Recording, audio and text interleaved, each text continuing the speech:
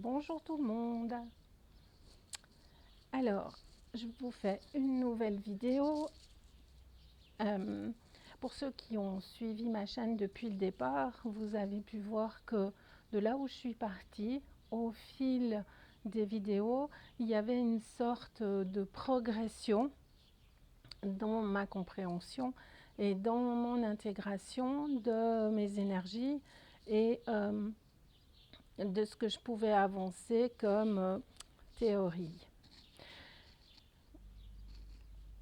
Ce qu'il faut savoir, c'est que le processus de conscientisation, c'est vraiment un processus. Ça se fait étape par étape, au rythme de chacun. Et pas tout le monde est appelé à entrer dans ce processus. Et pour autant, ce qu'on peut viser, c'est que les gens soient bien. Et quand on accompagne des personnes, l'important pour moi, c'est qu'elles soient bien, quel que soit l'endroit où elles sont dans leur processus. Alors, j'ai souvent parlé de la pensée qui vient d'ailleurs. La pensée qui vient d'ailleurs, on peut le comprendre au niveau intellectuel. Au début, moi, je l'ai compris au niveau intellectuel. La pensée vient d'ailleurs. Je pouvais voir que les pensées qui arrivaient dans mon mental, c'était comme des trains d'ondes. Et donc, ces trains d'ondes, ça venait comme me polluer. Ça occupait tout l'espace. Et quand ces trains d'ondes occupaient tout l'espace, eh ben, j'ai remarqué petit à petit qu'en fait, si je suivais ce train d'ondes, eh bien, c'est comme si moi, j'étais plus là, en fait. Ma conscience n'était plus là. Il n'y avait plus que le train d'ondes, le blabla qui se parlait dans ma tête, mais moi, j'étais plus là. Alors, petit à petit, je me suis rendu compte qu'en fait, ces pensées, c'est comme du brouillard. Vous voyez, ça vient vous enfumer, c'est le cas de dire. Ça vient vous enfumer. Et du coup, vous perdez le contact avec le réel, avec ce qui est réel. Et ça va venir vous, ce qu'on appelle magnétiser, c'est-à-dire que ça va vous attirer dans un état d'esprit. Et comme vous êtes, ce brouillard vient vous faire ruminer, en fait, ce qui se passe, c'est que vos énergies partent à l'extérieur. Et du coup, si vous observez ce brouillard mental, ça vient très souvent vous parler des autres. Donc ça veut dire que ça vient attirer votre attention sur le décor à l'extérieur. Celui-ci, celui-là, et puis j'aurais dû lui dire ci, puis j'aurais dû lui dire ça. Mais vous voyez, ça parle toujours de l'interaction entre vous et les autres, entre ce que les autres vous font subir. Mais il y a toujours un miroir à l'extérieur. À un moment donné, quand on commence à observer la programmation dans laquelle on est, la programmation familiale, la programmation du pays, le conditionnement qu'on a vécu. Quand on commence à se détacher de tout ça, petit à petit, on revient à soi. Et petit à petit, on va commencer à observer ce qui se passe en fait quand on est dans une situation, on voit quelqu'un à l'extérieur qui va dire quelque chose et on va pouvoir observer quelle incidence ça a sur nous. Admettons que vous êtes au boulot, quelqu'un vous fait une critique par rapport à votre travail, tout de suite vous allez sentir un truc à l'intérieur, je me sens dévalorisée, je me sens ci, je me sens ça, et on peut observer ce qui se passe à l'intérieur de nous. Mais tout ça, c'est une première étape. C'est une première étape. Et à un moment donné, on va entrer dans la deuxième étape. Et c'est dans cette étape que je suis actuellement. Et cette étape, ça va durer pour tout le reste de notre vie, en fait. La deuxième étape, quand on a assez vu comment ça se passe à l'extérieur, il y a comme la conscience qui va se retourner à l'intérieur. Et en fait, on n'a plus, entre guillemets, besoin du miroir à l'extérieur parce que ça va être le miroir à l'intérieur. C'est-à-dire qu'on va commencer à aller regarder à l'intérieur de nous tout ce qui peut jouer, tout ce qui peut mettre des voiles, tout ce qui peut obscurcir notre conscience. Je ne sais pas si je suis très claire, mais je vais quand même essayer. C'est-à-dire qu'avant, vous aviez par exemple un bourreau à l'extérieur, que vous perceviez en tout cas comme un bourreau à l'extérieur. À un moment donné, ce bourreau à l'extérieur, vous vous observez tellement que c'est OK, vous n'avez plus besoin du bourreau à l'extérieur, mais vous allez voir qu'est-ce que c'est à l'intérieur de moi qui me maintient dans le rôle de victime. C'est quoi la cause de ça en fait? Et petit à petit, en s'observant, on va lever des voiles, on va aller dissoudre par exemple la croyance qui est en lien avec ce que je vis. C'est comme si on est dans des événements, puisque c'est les événements qui nous permettent en fait de lire et de savoir où on en est dans notre processus.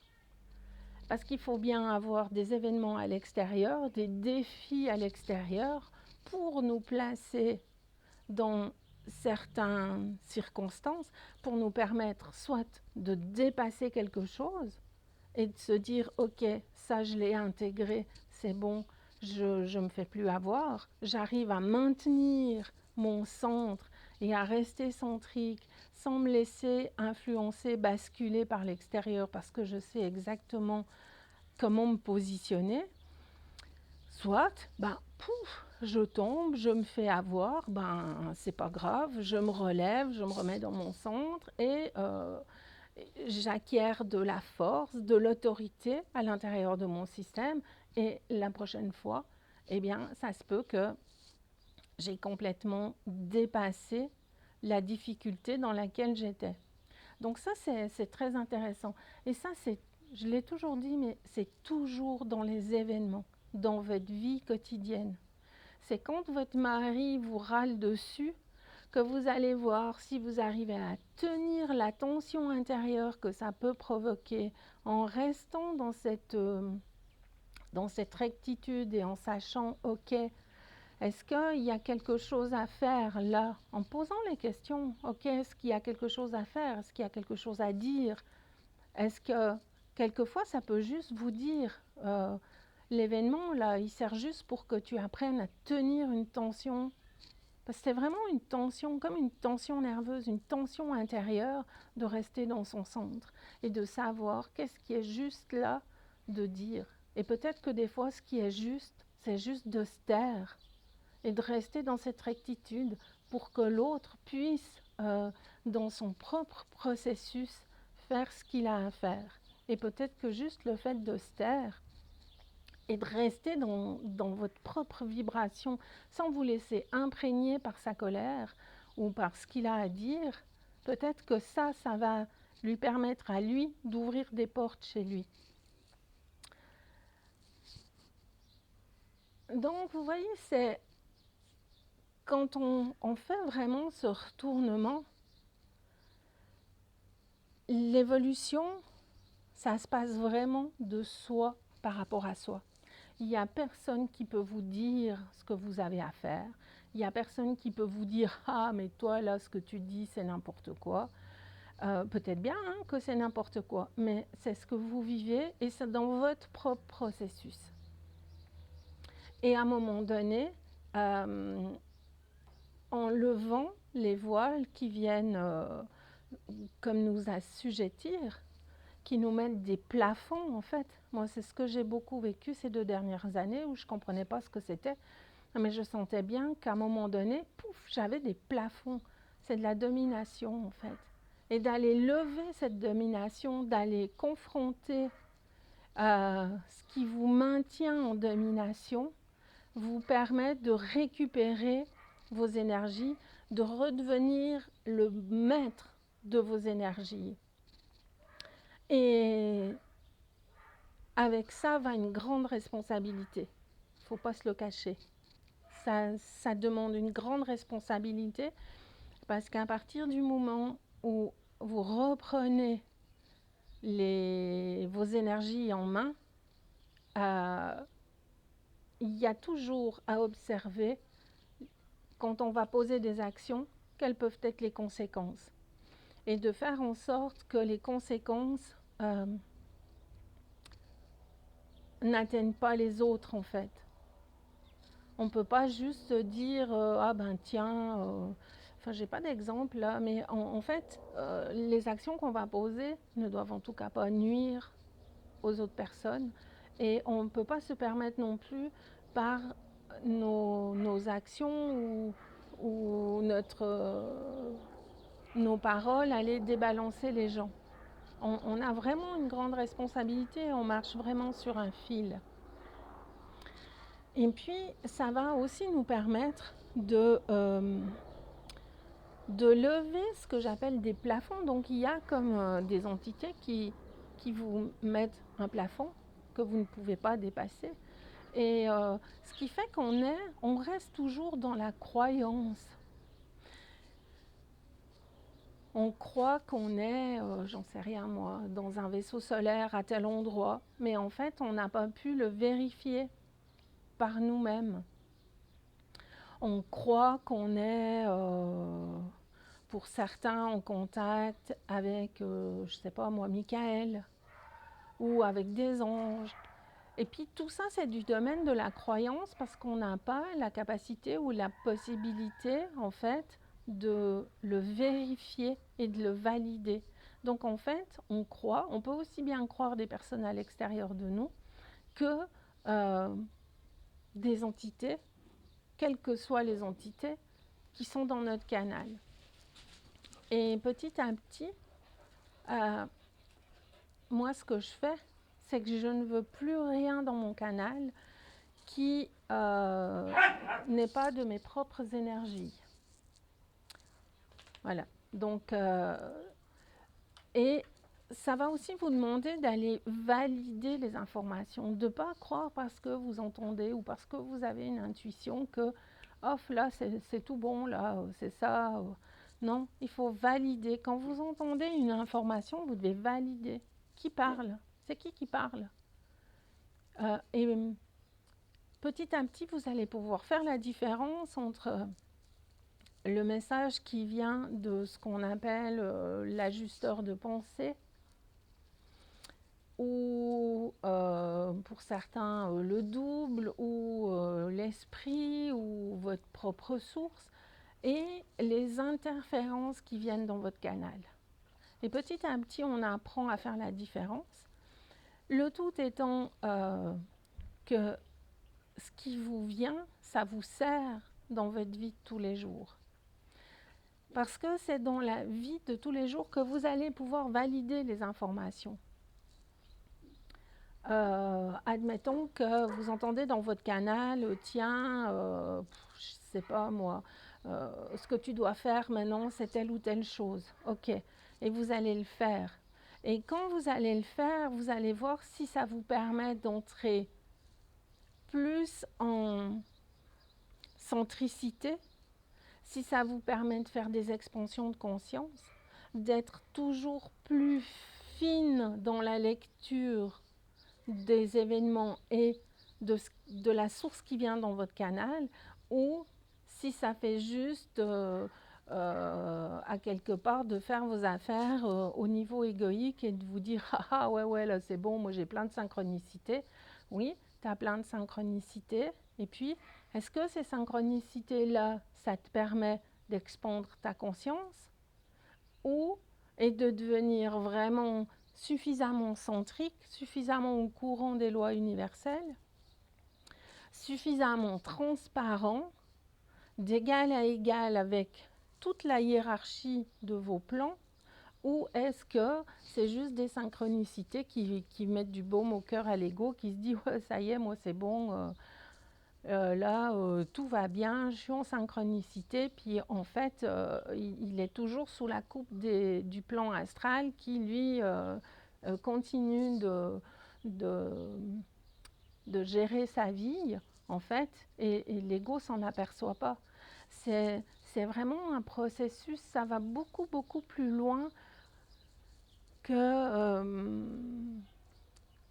juste d'être en synchronicité, juste comment dire, d'entendre une petite voix intérieure. Quand on fait ce retournement, il y a beaucoup de choses qui changent. Et une des choses que j'ai comprises, c'est quand on fait ce passage-là, on est tout seul. On ne peut plus compter sur, entre guillemets, notre famille d'âme, entre guillemets, notre famille d'esprit. Non, on est tout seul dans notre processus et on doit se supporter tout seul. Waouh! Eh bien, ça, c'est quelque chose. C'est quelque chose, moi, qui me faisait très peur. Et même encore maintenant, des fois, j'ai des peurs par rapport à ça. Parce que c'est pas rien de se soutenir tout seul.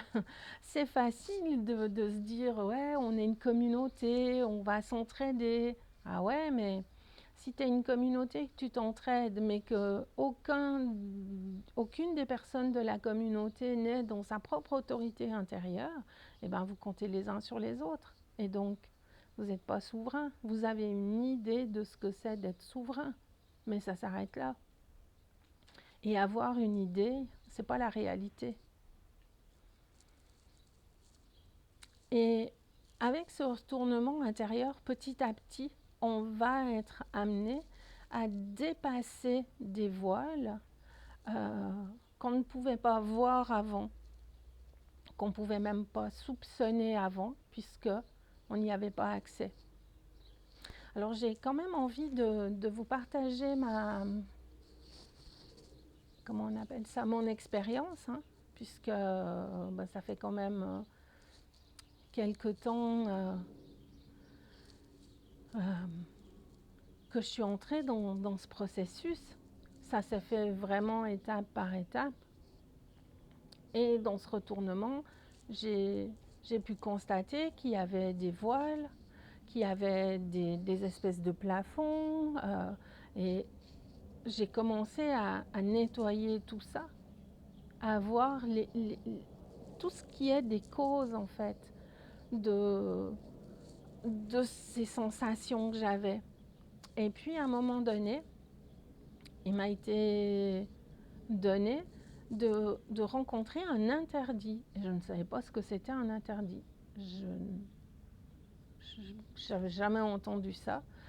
Mais je sentais que j'avais comme une pression sur la tête, vous savez, avec le brouillard là, la pression sur la tête, à ne pas savoir qu'est-ce qu'on doit faire, à être tout mêlé, à être dans une ambiance un peu glauque. Donc j'ai commencé à respirer pour justement me détacher de ça, et j'ai pu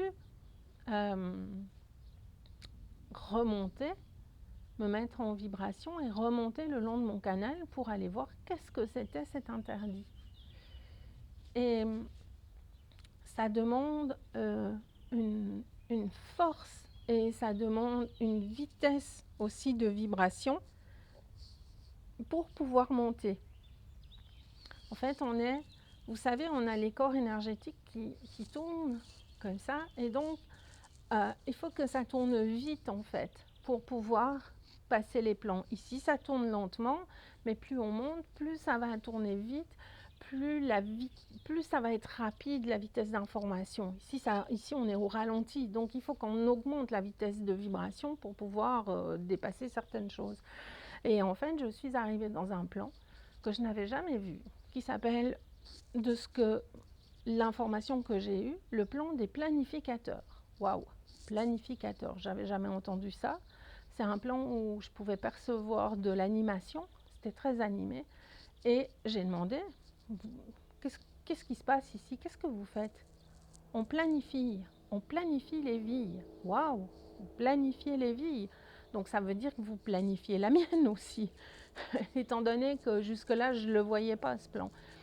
Et ça m'a dit oui. Et donc, j'ai repris en main mes énergies et j'ai annulé les contrats. Et donc, j'ai repris en main le fait de planifier ma vie. Et j'ai demandé où est ce plan. Donc, ce plan, c'est un plan du haut astral. OK. Et ensuite, j'ai continué ma montée pour pouvoir justement commencer à dépasser ce plan astral. Et il faut bien avouer que je suis restée un peu, comme on dit chez nous, un peu baba. Parce que jusque-là, je ne percevais pas ce plan. Et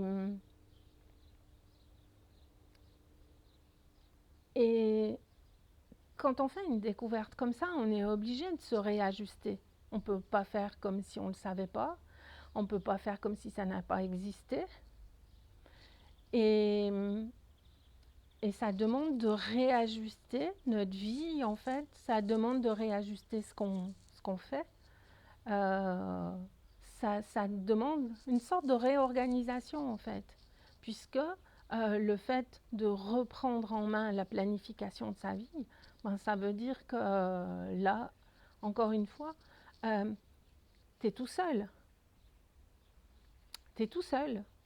Tu as beau avoir des informations, mais c'est toi dans la matière qui va agir. Il n'y a personne d'autre qui pourra le faire à ta place. Et tu pourras compter sur personne d'autre, puisque tu es en train de devenir ce qu'on peut appeler un être intégral, mais personnellement j'en suis encore loin, mais un être souverain, ben, il compte que sur lui. Donc, c'est à lui d'engendrer les mouvements, c'est à lui d'avoir les informations, c'est à lui de valider, peut-être qu'on tombe, on se relève, et ainsi de suite. Et pourquoi je vous explique tout ça? Parce que peut-être que ça va vous servir, peut-être que mon expérience va vous servir, peut-être que ça va vous mettre des choses en perspective. Et puis, c'est aussi pour vous montrer qu'on est en processus et que donc, il ne faut pas me croire, mais vous devez le valider dans votre vie. Et là, moi, je l'ai validé. Donc, personne pourra me dire ah ben non, ça c'est pas vrai, ah ben ça c'était comme ça c'est ce que tu imagines, ça c'est ce que tu vois d'après. Non, non, ça c'est mon expérience. Et, et j'ai aussi envie de vous rappeler que chaque humain a son propre processus et que on ne peut pas juger le processus de la personne. Il y a de l'intelligence derrière les processus. Il y a une intelligence derrière la vie. Et donc, toutes les expériences de vie servent à quelque chose. C'est juste qu'on ne sait pas à quoi ça sert. Si on le savait, quand on commence à rentrer dans ce processus de conscientisation et qu'on commence à poser des questions, qu'on commence à avoir des réponses, je peux vous dire que c'est vraiment le fun, quoi. C'est vraiment le fun. Parce que vous allez vivre une expérience désagréable, puis vous allez savoir à quoi elle sert. Et aussi au cours du processus, vous allez vous apercevoir que quand on est au niveau de la personnalité, on est vraiment polarisé, c'est bien, c'est mal, on vit des tas de choses. Quand on se redresse et qu'on se met dans ce que moi j'appelle le plan vertical et qu'on dépolarise, il n'y a plus de bien et de mal, il y a juste à quoi sert l'événement. Et quand on sait à quoi servent les événements, finalement, c'est beaucoup plus facile de les traverser. C'est beaucoup plus facile d'assumer sans blâmer les autres parce qu'on sait à quoi ça nous sert. Je vais vous donner un autre exemple parce que je sais que les exemples, ça vous sert beaucoup et alors moi j'en ai plein. Hein. là, des fois, je ris toute seule, j'avoue. Alors, par exemple, dernièrement, ça m'est arrivé un petit différend avec mon conjoint. Et ce différend, ça m'a mis mais dans une colère, mais inimaginable, quoi. Une colère. Et il y avait tous les mécanismes de l'âme. Ah là là, le sentiment de rejet, d'humiliation, l'abandon. Enfin, vraiment, vraiment la totale, quoi. Et, euh, et là, je me disais, mais Brigitte, mais respire, ok, respire dans ta colère, vas-y, laisse la colère, respire dedans, parce que quand c'est comme ça, il ne faut surtout pas essayer de la brimer, mais au contraire, on respire dedans, puis on va regarder ce qu'il y a dessous. Puis je voyais dessous les mécanismes de l'âme et tout. Et puis à un moment donné, je me suis, hop, remise au centre de moi, remise en verticalité. Et là, autant dans la personnalité, il y avait de la colère, autant là, il y avait un silence et un calme indescriptible. Et là, j'ai posé la question, mais à quoi ça sert ça? À quoi ça sert? À tenir l'attention. Parce qu'en fait, si on veut arriver à connecter à nos plans supérieurs, le fait de comment dire, d'étirer notre conscience, ça demande, c'est une tension, c'est comme si vous tirez un élastique. Et l'élastique, vous devez le tirer, mais pas jusqu'à ce qu'il lâche. Mais à un moment donné, vous savez, au début, ah, c'est petit, petit, puis ça s'allonge. Et en fait, ça demande vraiment une, de d'arriver à tenir une tension nerveuse et pas de s'écrouler au premier truc. Et en fait, des fois, les événements, ils vous servent juste à ça, à tenir une tension nerveuse sans diffracter vos énergies à l'extérieur, sans rendre le conjoint coupable de ce qu'on vit, mais juste de savoir à quoi ça nous sert, pourquoi il y a un tel événement qui a amené dans nos vies, et puis ensuite de quoi ça va être de s'ajuster avec le conjoint. Parce que peut-être qu'à un moment donné, il y aura à lui dire écoute, là, il y a quelque chose qui pour moi n'est pas ajusté et j'ai besoin que ça se passe différemment. Et après, ça va être de partager nos besoins et de voir comment on peut s'accorder de façon à ce que tout se passe de façon harmonieuse.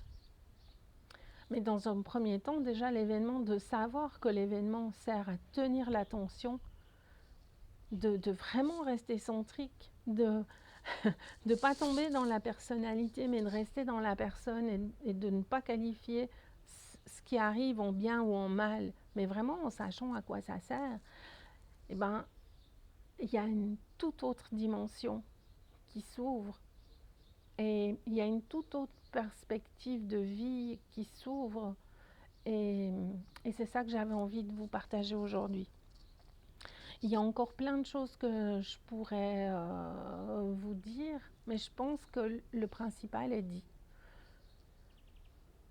Un chemin de conscientisation, à un moment donné, au départ, on voit les autres, on voit nos mécanismes, on voit les mécanismes chez les autres, on voit comment les mécanismes des autres peuvent influer sur le nôtre, on voit comment quand un événement arrive ou une personne arrive, comment ne pas entrer dans le mécanisme.